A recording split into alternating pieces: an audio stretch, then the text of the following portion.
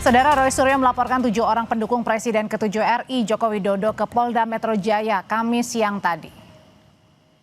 Roy Suryo melaporkan 7 orang pendukung Jokowi atas kapasitasnya sebagai warga negara Indonesia bukan sebagai tersangka kasus dugaan ijazah palsu Jokowi.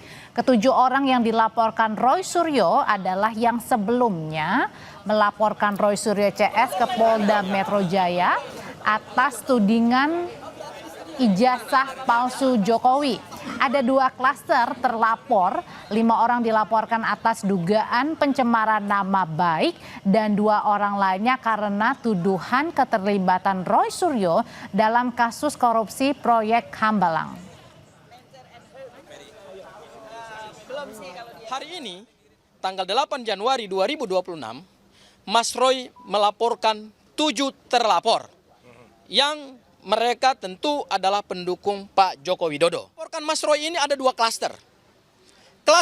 Klaster pertama adalah klaster di mana ada 5 terlapor yang diduga kuat telah melakukan pencemaran nama baik terkait dengan tuduhan dan fitnah bahwa ijazah Mas Roy adalah ijazah palsu. Ya, dan kemudian ada penyerangan terhadap harkat dan martabatnya Mas Roy sebagai seorang pribadi kodrati yang dilindungi oleh konstitusi dan undang-undang. Itu klaster pertama. Dan klaster kedua ada 2 terlapor, yaitu terkait dengan tuduhan bahwa Mas Roy terlibat di dalam proyek korupsi Hambalang. Pada saat itu Mas Roy sebagai bagian dari kader Partai Demokrat. Siapa saja 7 orang yang dilaporkan pihak Roy Suryo ke Polda Metro Jaya dan apa sebenarnya laporan yang diajukan? Untuk membahasnya kita sudah bersama saya dengan Abdul Ghafur Sengaji selaku pengacara Roy Suryo. Mas Sengaji, selamat malam. Selamat malam Mbak Audrey, selamat malam Bang Ade. Oke, Bang Ade Dharma juga sudah di sounding tadi Mas sama Mas Sengaji. Ini adalah Sekjen Pradi Bersatu. Jadi inisial A ini termasuk Mas Ade enggak? Jangan Mas Sengaji. Jadi hari ini secara resmi kami telah mengumumkan ada 7 orang yang dilaporkan oleh Mas Roy. Dan hari ini bukan faktor kebetulan ya. Pada tanggal 8 lahir 7 terlapor. Kemudian kalau kita flashback ke belakang, pada tanggal 7 November 2025 ada 8 tersangka.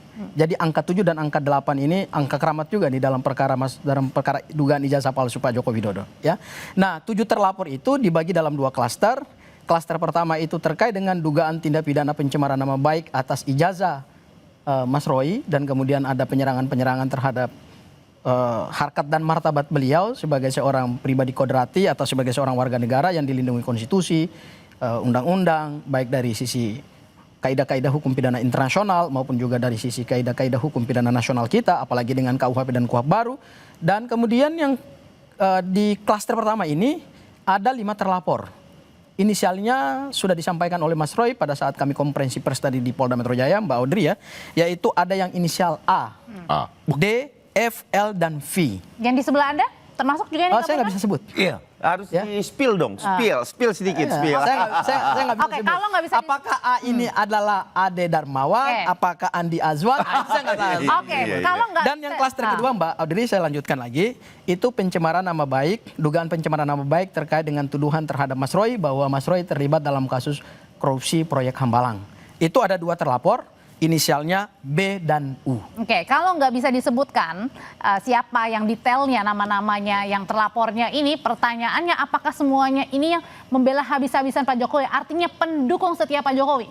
Kami berdasarkan hasil kajian kami, karena tentu sebelum kami membuka laporan di Polda Metro Jaya, karena saya yang mendampingi Mas Roy, pada saat Mas Roy membuka LP di SPKT Polda Metro Jaya dan diterima oleh bagian reserse kriminal umum, itu kami sudah melakukan lakukan kajian dan pemetaan baik terhadap perbuatan, kemudian terhadap juga unsur-unsur delik, dan kemudian terhadap pasal juga yang kami laporkan, itu kami klasifikasi semua adalah pendukung Pak Joko Widodo. Ada 2 klaster, yaitu ada kelompok YouTuber dan ada kelompok non-YouTuber. Non-YouTuber, oke. Kalau gitu Mas Ade melihat ini, laporan ini kan Pak Jokowi berkali-kali dituduh dugaan ijazah palsu. Kemudian Pak Jokowi dia akhirnya baru melapor. Ya, betul. Nah ini Audrey. langsung melapor begitu. Nggak tahu deh, ada berapa jeda sebenarnya sebelum melapor. Belum dan ada somasi kayaknya. belum ada somasi, langsung melapor. Berlebihan Ya, nggak sih, Mas Adi? memang di dalam hukum pidana kita kan tidak ada kewajiban untuk melakukan somasi. Oke. Somasi itu hanyalah satu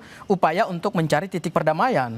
Karena Mas Roy ini difitnah, dicemarkan secara quote and quote, secara berlebihan, dan pernyataan-pernyataan itu mengandung satu dugaan tindak pidana, ya maka Mas Roy sebagai seorang warga negara punya hak untuk tidak melakukan somasi, langsung saja membuka laporan, karena hukum pidana kita tidak mengatur adanya kewajiban pelapor untuk kemudian melakukan somasi terhadap terlapor gitu, nggak ada kewajiban. Kalau dari Mas Ade sendiri, berlebihan nggak nih sih laporannya? Kalau saya bilang sih ini ada situasi yang memang Mas Roy terjepit. Kenapa? Karena kan ini tahapannya sudah berjalan nih di Polda Metro. Ah. Bahwa sebentar lagi mungkin ada tahapan-tahapan yang akan dilakukan Polda Metro, termasuk mungkin tahap pemberkasan dan lain-lain sebagainya, termasuk tahap 1 dan tahap 2, penyerahan barang bukti dan juga para tersangka. Nah, kemudian saya melihatnya gini, Mbak, sengaja dihajar-hajarin ini pendukung Bapak Jokowi, tapi percayalah bahwa kalau itu adalah militansi dari pembela Bapak Insinyur Joko Widodo, pendukungnya, saya rasa mereka nggak ngeper. Tidak akan pernah takut sama. Jadi Anda anggap ini merupakan serangan balik? Serangan balik untuk supaya pendukung Pak Jokowi ini tidak akan mendukung lagi. Dalam artian ada rasa takut ketika dibela Pak Jokowi ini nanti bisa dilaporkan. Nah, ini yang saya lihat. Kalau saya melihatnya di situ bahwa ada indikasi bahwa ini perang yang memang sudah disetting ya, bagaimana caranya agar pendukung Bapak Joko Widodo itu tergerus. Tetapi saya yakin para calon terlapor ini, ya kan, kalau memang mereka dilaporkan dan itu pendukungnya, saya melawan dia. Kita lanjutkan lagi perbincangan sebelumnya. Mas Ade, yang jadi pertanyaan saya adalah pada saat hari ini Mas Roy Suryo melaporkan 7 orang begitu yang menuding dugaan ijazah palsunya Mas Roy, sama juga dengan dugaan kasus korupsi Hambalang. Nah, di beberapa hari berikutnya ini kan Partai Demokrat juga melapor nih. Sebelumnya. Selang beberapa hari, apakah ini kemudian Anda menduga-duga jangan-jangan ada kaitannya nih satu sama lain? Ya, kita tidak bisa menduga-duga ya. Tetapi apapun itu, saya melihat kalau laporan Partai Demokrat kan jelas tuh nama-namanya tuh nggak dijadikan satu question mark bagi masyarakat Indonesia. Ini inisial A, B, C, D dan lain-lain sebagainya. Itu langsung. Tetapi saya meyakini bahwa dan menyayangkan Partai Demokrat melakukan pelaporan. Kenapa? Karena ini tidak baik untuk parpol. Kalau yang sekarang? Kalau yang sekarang ini kan haknya Mas Roy. Dia laksanakan ketika dia merasa dicemarkan. Tetapi apapun itu, kan ada status tersangka di sini. Tersangka bagi Mas Roy. Nah, ketika seorang tersangka melaporkan, nah ini seperti apa? Dan ini ada kaitannya juga dengan ijazah palsu. Artinya ijazah yang diduga palsu ya, yang sudah dimumingkan dari 10 tahun yang lalu. Itu sudah bergulir terus-menerus. Tapi ya inilah masyarakat akan menilai ini partai politik tertentu. Oke, balik lagi ke tudingannya Mas Roy hari ini. Jadi Mbak Audrey, saya perlu klarifikasi yang apa yang disampaikan oleh Bang Ade Darmawan ya. Saya pikir dalam persoalan penegakan hukum kan kita tidak boleh berhalusinasi. Berhalusinasi itu dalam arti mengkaitkan satu peristiwa hukum dengan apa yang dilakukan oleh Partai Demokrat. Tentu perlu saya klarifikasi bahwa kami selaku tim kuasa hukum Mas Roy yang mendampingi Mas Roy pada saat pemeriksaan, pada saat Mas Roy melaporkan itu di Polda Metro Jaya, itu sama sekali nggak ada kaitannya kok dengan langkah Partai Demokrat, bahwa kemudian beda. Karena gini, di dalam hukum pidana material kita kenal ada namanya kualifikasi delik, ya, dan pasal-pasal yang dilaporkan oleh Partai Demokrat itu berbeda. Yang dilaporkan itu adalah pasal-pasal yang berkaitan dengan berita bohong. Ya, pasal 263 KUHP. Sementara yang kami laporkan ini terkait dengan pencemaran nama baik. Ada pasal 433 ayat 2 dan pasal 434 ayat 1. Itu perlu saya klarifikasi dulu tuh ya. Jadi jangan kita berhalusinasi soal itu. Yang kedua, soal status tersangka Mas Roy. Saya pikir hari ini seluruh dunia juga tahu Mas Roy itu adalah tersangka. Tetapi penetapan tersangka berdasarkan KUHP kita dan KUHP kita dan semua aturan perundang-undangan kita, baik undang-undang kekuasaan kehakiman, undang-undang kejaksaan, KUHP yang baru, KUHP yang baru, itu tidak ada pembatasan kalau seorang menjadi tersangka kemudian tidak boleh membela harkat dan martabatnya. Nggak beda. Jadi yang dilaporkan oleh Mas Roy ini dua peristiwa hukum yang berbeda dengan yang punya Pak Jokowi. Tapi apakah yang tadi juga sudah dilaporkan oleh Mas Roy, Anda juga membawa bukti? Buktinya apa? Loh, LP itu bisa diterima karena kami bisa meyakinkan pihak Polda Metro Jaya pada saat kami mempresentasikan, karena saya yang mempresentasikan semua bukti-bukti dan unsur-unsur delik, ya kan, kami bisa mempresentasikan itu sehingga kemudian penyidik merasa yakin dengan bukti awal yang cukup ini. Apa nih buktinya? Karena gini. Atau buktinya apa? Di KUHP kita yang baru, ingat ya Bang? Iya, 8. Itu ada 8 alat bukti. Iya. Ya. 8 alat bukti, salah satunya adalah bukti elektronik. Iya. Dan kemudian ada juga barang bukti. Iya. Sekarang beda dengan KUHP yang lama. Kalau KUHP yang lama itu kan hanya 5 alat bukti diatur dalam pasal 184 KUHP yang baru. Nah, kami membawa bukti-bukti elektronik, ya, baik dalam bentuk flash disk yang mana Mas Roy mengunggah video-video tersebut dari kanal YouTube. Jadi meskipun ada beberapa calon terlapor atau quote and quote ya, quote and quote mungkin nanti naik tahap penyidikan akan ada tersangka kepada mereka itu sudah kemudian men-take down beberapa video. Saya jujur saja, ada beberapa yang sudah menghapus ini seperti ingin menghilangkan jejak digitalnya gitu. Tapi kan Mas Roy bukan orang yang bodoh gitu. Mas Roy seorang ahli telematika yang sudah kemudian melakukan kajian secara detail, ya, melakukan pemetaan secara detail, baik dalam sisi pernyataan-pernyataan, detik per detik, menit per menit, dan kemudian sudah mengunggah itu semua. Jadi kami sudah simpan semua bukti-bukti itu, dan bukti-bukti itulah yang kemudian meyakinkan penyidik, meyakinkan Polda Metro Jaya, sehingga keluar LP. Ya, tidak masalah. Nah, kalau gitu pertanyaan berikutnya, Mas Ade, apakah kemudian dengan tadi bukti-bukti yang sudah dibawa dan diserahkan ke polisi juga menurut Anda nih sampai sekarang bulan Januari 2026 kasus dugaan ijazah palsunya Pak Jokowi sekarang melebar ke kasus pelaporan dugaan ijazah palsunya Mas Roy, belum lagi tadi dugaan korupsinya dan lain sebagainya. Apakah ini semakin melebar nggak? Jadi ujungnya ini sebenarnya yang mana nih? Jadi sebenarnya ini counter attack aja sih. Kalau saya melihat artinya ya yang saya katakan tadi bahwa ingin menggerus ya kalau dari sisi politik.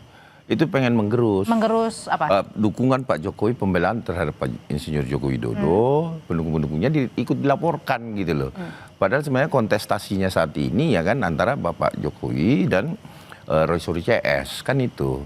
Nah, mereka ini kan adalah pegiat sosial media. Pegiat sosial media ini adalah mereka mengambil capture, menyatukan, kemudian dijadikan berita. Dan itu adalah piring makan anak bangsa kan. Nah makanya saya selalu menyayangkan. Tapi Bang Ade mohon maaf, sebentar, di dalam bukti-bukti yang kami miliki itu tidak ada yang meng-capture. Ya, tapi itu pernyataan-pernyataan langsung. Saya belum itu melihat baru alat dugaan bukti. Aja. Iya. Tapi kalau bukti kami nggak ada. Saya pastikan itu tidak pernyataan-pernyataan orang lain diambil. Dan saya juga belum tahu siapa-siapa yang dilaporkan. Tetapi yang pasti adalah ketika kemudian ini berproses, kita lihat aja Bang sampai di mana proses ini bisa berjalan. Kan itu, bahwa kalau kita menyampaikan bahwa ini harus segera naik sidik dan penetapan tersangka kan prematur. Ya kan, sangat prematur. Nah yang kita tunggu sekarang ini adalah tahapan sebenarnya Mas Roy yang harus segera di P21-kan gitu loh, biar nggak lama. Nah ini akan menelan korban banyak kalau seperti ini. Berarti jadi gini Mbak Audrey, saya kira kalau persoalan status tersangka Mas Roy itu nggak ada masalah.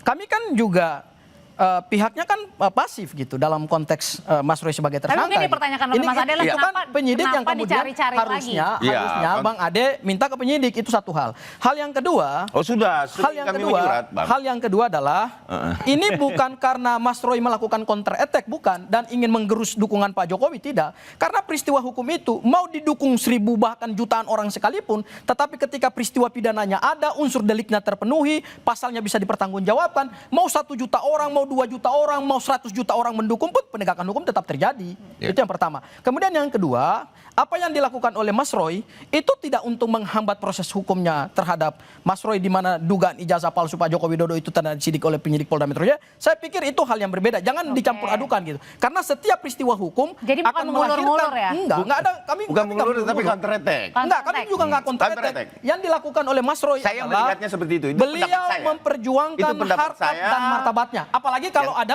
Mas Ade ngomong, loh ini laporannya prematur. Ya nanti kita Bukan lihat prematur saja. dalam artian laporan bahwa kemudian sudah harus diperkirakan naik sidik. Loh iya dong, kan kemudian- gini. Kemudian Kami masuk ke justru tahap- meminta kan masih supaya ada penyidik penyelidikan. Polda Metro Jaya Penyelidikan dulu, harus kemudian menjunjung dilihat tinggi dulu apakah buktinya masuk asas atau proporsionalitas, tidak, gitu loh. asas imparsialitas. Bang, jadi kita dia jangan- tidak boleh, jangan prematur dia tidak menentukan, boleh "Oh, ini aku harus menerima segera naik sini. menerima Ini RT Pak harus Jokowi, segera, kemudian menetapkan Bapak-bapak, jadi tersangka. tapi terhadap laporan Mas Roy itu tidak ditindaklanjuti dengan penyidikan dan penetapan tersangka. Nah, kalau gitu pertanyaan- Karena kami punya bukti yang cukup kuat. Oke, kalau punya bukti yang cukup kuat, waktu itu kan beberapa waktu lalu Mas Ade juga menginginkan tersangka Mas Roy ini segera ditahan. Ya. Apakah Anda juga melihat dengan tidak ditahannya ini seakan-akan membuat tersangka Roy Suryo CS ini kemudian bisa melakukan apapun? Masih ada tahapan yang bisa melakukan penahanan karena gini. Tapi Anda berarti artinya tetap meminta Mas, untuk ditahan? tetap saya meminta kepada Polda Metro Jaya untuk dilakukan penahanan. Saya konsisten di situ. Kenapa? Karena ini ancaman di atas 5 tahun gitu loh.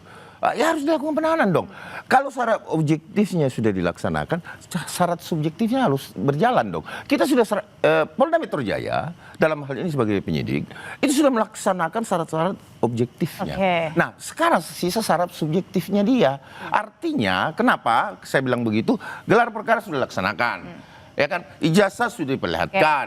Ya kan, terus kemudian saat ini yang tidak diambil tiketnya adalah Prapit.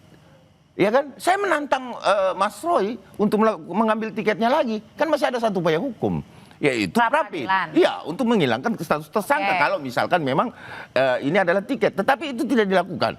Padahal penyidik juga memberikan kesempatan untuk diperiksa ahli-ahli mereka dan saksi meringankan. Nah, ini secara objektif sudah dilalui, makanya kami tetap meminta kepada Polda Metro Jaya untuk menjalankan syarat subjektifnya, itu melakukan penahanan dong. Biar fair Saya gitu loh. pikir kalau istilah kemudian kami meminta, saya pikir kalau sebuah negara hukum itu kan tidak boleh ada permintaan yang sifatnya permohonan. Ya, kalau permohonan boleh, tapi kalau permintaan untuk menekan, untuk kemudian ini saya pikir kita tetap profesional. Kita menjunjung tinggi asas penegakan hukum, yaitu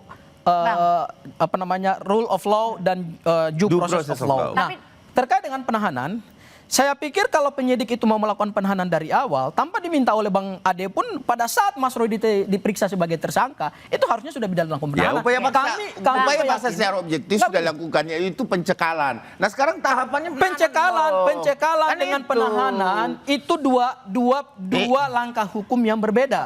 Pencekalan itu adalah tindakan administratif di dalam undang-undang keimigrasian menghambat supaya seseorang warga negara, jangankan cuma sebagai tersangka, orang jadi saksi pun juga bisa dicekal juga supaya tidak keluar dari wilayah yurisdiksi Republik Indonesia. Tetapi kalau penahanan itu bagian dari upaya paksa. Nah, itu yang tidak diambil oleh Polda Metro Jaya. Pertanyaannya kenapa tidak diambil oleh Polda Metro Jaya? Berdasarkan keyakinan kami dengan KUHP yang baru, Undang-Undang Nomor 20 Tahun 2025 yang baru saja berlaku tanggal 2 kemarin, justru penahanan itu semakin diperketat oleh undang-undang di pasal 100 ayat 4, yaitu bukan hanya syarat objektifnya saja ancaman pidananya harus 5 tahun. Sekarang syarat subjektifnya itu diperketat, yaitu selain 3 itu tadi Bang, yaitu 2 kali panggil mangkir, mempengaruhi saksi, kemudian memberikan pernyataan palsu. Itu kan tidak pernah dilakukan oleh Mas Roy. Balik lagi ke topik kita soal yang laporan Mas Roy pada hari ini. Kalau gitu sebenarnya yang dilaporkan itu terkait dengan konten-konten pernyataannya atau gimana nih, kan karena tadi bilangnya pendukungnya Pak Jokowi kan yang Anda laporkan. Iya, yang dilaporkan itu kan adalah perbuatan-perbuatan. Jadi perbuatan itu kan baik yang dilakukan secara lisan, baik kemudian dilakukan secara langsung, kan ada kualifikasi. Kalau kita bicara delik material itu kan baik perbuatan itu kan maknanya luas.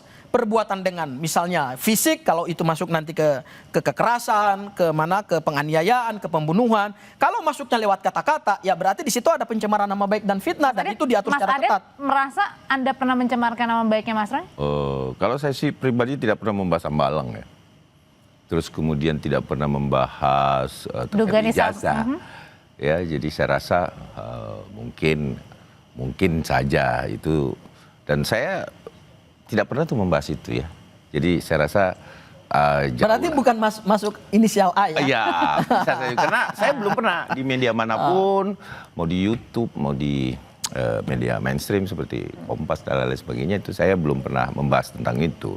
Namun apapun itu, bahwa saya tetap berpikir, menganalisa bahwa apa yang dilakukan Mas Roy ini counter attack dari laporan Bapak Insinyur Joko Widodo. Itu aja, bahwa faktanya ada ketakutan Mas Roy sebenarnya ini. Oke. Ini kan tahapannya Jadi udah dicari-cari. sebentar. Iya, ini sebentar lagi kok. Bahwa ini akan P21 sebentar lagi kok ini. Kita melihat itu. Oke. Namun sisa diperiksa saksi yang meringankan dan saksi adicar ya yang Saya pikir diajukan. nggak masalah itu Bang Ade. Kami tetap menghargai proses hukum kok. Ya. Bahwa kemudian ada ketakutan ya itu kan persepsinya Bang Ade saja, ya kan? Apa yang dialami oleh Tapi Mas Roy kasusnya kan jadi tidak- melebar nggak sih Bang? Nah, kenapa ini melebar? Ini menarik ini. Di tahun 2025 ini kita kan masuk ke di tahun 2026 kita masuk babak baru. Babak barunya adalah ada 7 terlapor. Babak yang lamanya itu ada 8 tersangka. Kenapa kemudian dia melebar begini? Persoalannya Mas Roy apa bukan? Persoalannya adalah kenapa Pak Joko Widodo dari awal mengambil langkah hukum pidana terhadap hasil penelitian Mas Roy, Bang Rismon dan Dr. Tifa. Ketika dia ambil langkah hukum pidana kemudian dibela oleh para pendukungnya, begitu ada dugaan peristiwa pidana yang juga dilakukan oleh para pendukungnya, maka Mas Roy punya hak juga dong untuk mengambil langkah hukum Tapi pidana. bukannya sah-sah saja ketika para pendukung sah-sah saja. mendukung? Iya. Sah-sah saja. Jadi kami tidak untuk konteksnya adalah Kalau sah saja maksudnya kenapa harus melaporkan gitu? Kenapa Loh, tidak ada sah-sah argumen saja gitu? itu dalam arti hak seorang warga negara ketika dicemarkan nama baiknya, kan Pak Jokowi juga mengambil langkah itu ketika merasa nama baiknya dicemarkan. Iya. Dan itu sah secara hukum.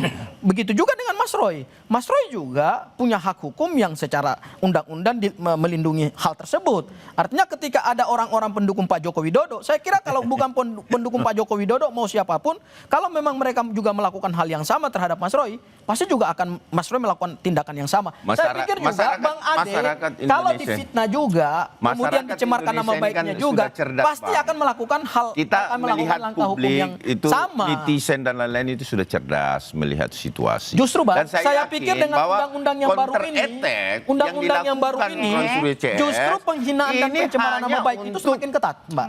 Dahulu di KUHP kita yang lama, Dulu kami yang sering digantikan menangani kasus, undang-undang Mbak, yang baru. bahwa Oke, kasus kita dengerin itu dulu. pada saat seseorang dilaporkan, kita melaporkan juga bahwa itu adalah counter attack yang biasa menjadi nilai bargaining bagi kita untuk bisa kalau bukan 1011 lah, kan gitu. Oke. Nah itu biasa dilakukan. Makanya saya anggap bahwa saya yakin betul bahwa teman-teman juga yang dilaporkan akan menghadapi itu. Bahwa kita tidak akan mundur selangkah pun untuk tidak membela Oke. Bapak Insinyur Joko Nah, Widodo. itu pernyataan yang gentleman. Sama seperti Mas Roy. Oke. Mas Roy juga tidak akan mundur satu langkah pun dalam menghadapi proses Ya. hukum ini gitu. Meskipun nanti Kenapa kami pelimpahan tidak tetap menyebut ya? gini? Kenapa kami tidak menyebut 7 nama itu? Karena kami nggak ingin menciptakan kegaduhan. Oke, baik. Ya, kami Kenapa menghargai ceritanya sudah gaduh, Bang? Enggak, Tetap ya aja, gini, Bang. Oke, tapi kami baik, tidak Bang Sandi. menghargai Di-spill privasi aja. orang. Nanti saja rakyat Indonesia akan tahu pada saat 7 disinilah orang cerdas itu rakyat mulai Jadi intinya adalah diperiksa dan masing-masing dipanggil. kasus hukumnya terus berjalan Ya, gitu ya. terus berjalan dong. Kita Oke. menghargai hukum gitu. Apalagi dengan KUHP Baik. yang baru, KUHP yang baru, Mbak. Sudah selesai? Itu pencemaran nama baik itu diatur dalam 5 pasal. Oke. Kalau KUHP yang lama itu hanya 3 pasal, 2 pasal, Dua. 310, 311. Ya. Sekarang 5 pasal. Oke, Pak. baik. Sudah lebih kita tangkap. lebih ketat. Ya. Bang Sang Haji terima kasih Mas Ya, Ade, terima kasih. Sama-sama Mbak Bapak. Audrey. Mbak Audrey, terima kasih.